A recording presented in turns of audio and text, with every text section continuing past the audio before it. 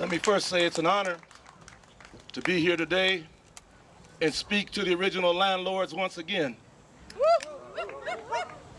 And I do mean landlords. Let me say to you that in an introductory about myself, I started fighting civil rights, human rights, and police brutality cases in Minnesota in 1966. In 1967, Clyde came to our community, and he wanted to stand up and fight these cases with us.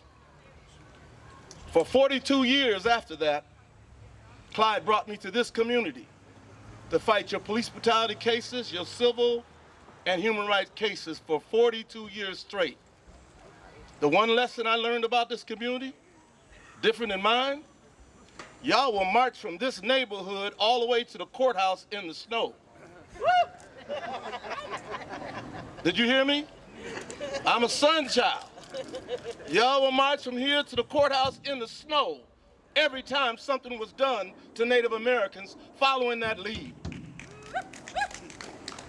Clyde, Frank, and others would stand up, send that call, and we would come. And here we are again, talking about a great individual that you might not see as a great individual. He was more guilty of fighting for your rights, your decency, your humanity, than anything else. When I speak about this, three things come to my mind: trespassing, disturbing the peace, disorderly conduct. Now, what's important about that? We watched this year America, Caucasian majority, attack their own capital, attack their own government, attack their own democracy, hypocrisy.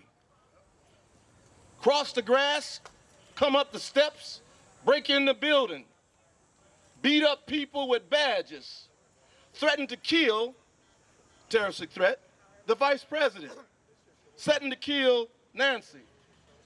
The conversation came from all that madness and all that violence and all those people that got hurt, including who got killed, disturbing the peace, trespassing, disorderly conduct.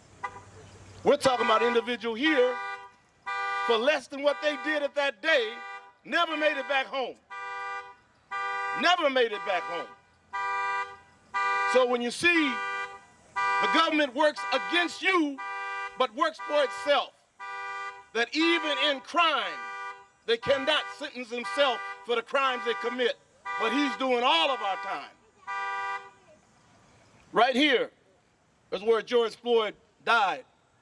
You witnessed on television as they tried their best to free all 4 officers. Anytime you get first-degree murder, you got to be intentional committing that murder. You saw that filmed, and yet they never got those charges. They got less than a shoplifting charge, and the one that got the time got it in a nice institution at a federal penitentiary. But yet, he's doing prison time. My point is, if he is to get justice, it starts right here. If you don't stand up and fight for him to have it, no one here will give it to you. And time is important. And I've been saying this for the last month. It's important because Trump has white people so stirred up, they're going to have a civil war, and we're going to get lost in the shuffle. We have to move while we can move to do what we want to do. And especially if we lose a brother who stood up for you, as long as he stood up for you, your feet should hit the street. So in closing, let me say, long live the spirit of Peltier. Long live the spirit of Peltier.